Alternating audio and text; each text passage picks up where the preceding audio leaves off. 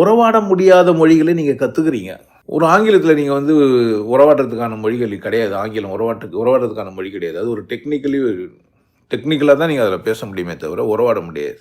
சித்தி, மாமா, சித்தப்பா, நாத்தனார், அண்ணன், அண்ணி, கொழுந்தன், கொழுந்தியா, இந்த மாதிரி உறவுகள்லாம் அங்கே கிடையாது.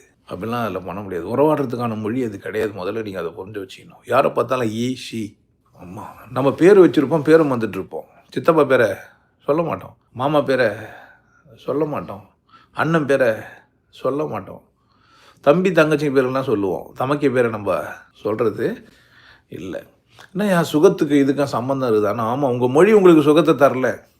நீங்கள் மனசார பேச முடியல. உங்களுக்குள்ளே தோன்றதெல்லாம் நீங்கள் வெளிப்படுத்த முடியாது ஆங்கிலத்தில். ரொம்ப கஷ்டம். அப்போ அவங்க இருக்கிறாங்களா, அவங்கன்னா அவங்க அப்படியே தான் வாழ்ந்துங்கிறாங்க. அவங்க வந்து வேறு மாதிரி.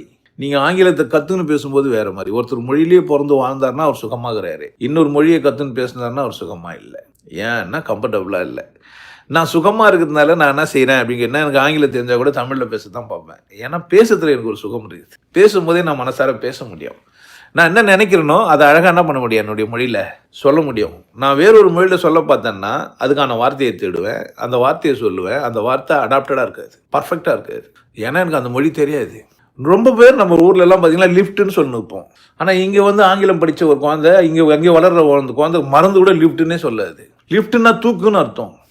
நம்ம ஊரில் என்ன தான் சொன்னுக்கிறோம். ஆனால் இங்கே வந்தா எலிவேட்டர் ஆகிடுச்சு.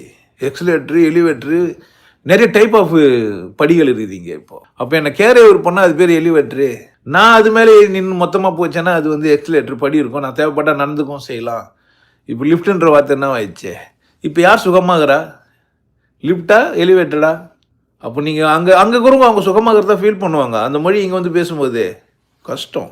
அப்போ நீங்கள் சுகமாக இருக்கணும்னா உங்கள் நேச்சரை, உங்கள் இயல்பை, உங்கள் தேவைகளை, உங்கள் உணர்ச்சிகளை நீங்கள் கொண்டாடி இருந்தால் எப்படி இருக்கிறீங்க, நீங்கள் சுகமாக இருக்கிறீங்க.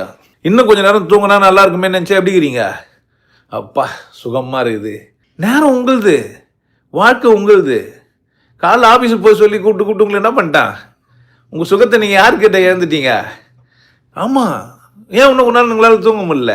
இல்லை, நீங்கள் முன்னாடியே படுத்தியா நல்லா சுகமாக தூங்கி இருந்துக்கல. யார் என்னை சுகமாக வச்சுக்கணும்? அப்போ உங்களுக்கு சுகமாக இருக்கணும்னா உங்கள் மொழி, உங்கள் உறவு, இல்லை உங்களை நீங்களே கண்காணிக்கிற விதம்.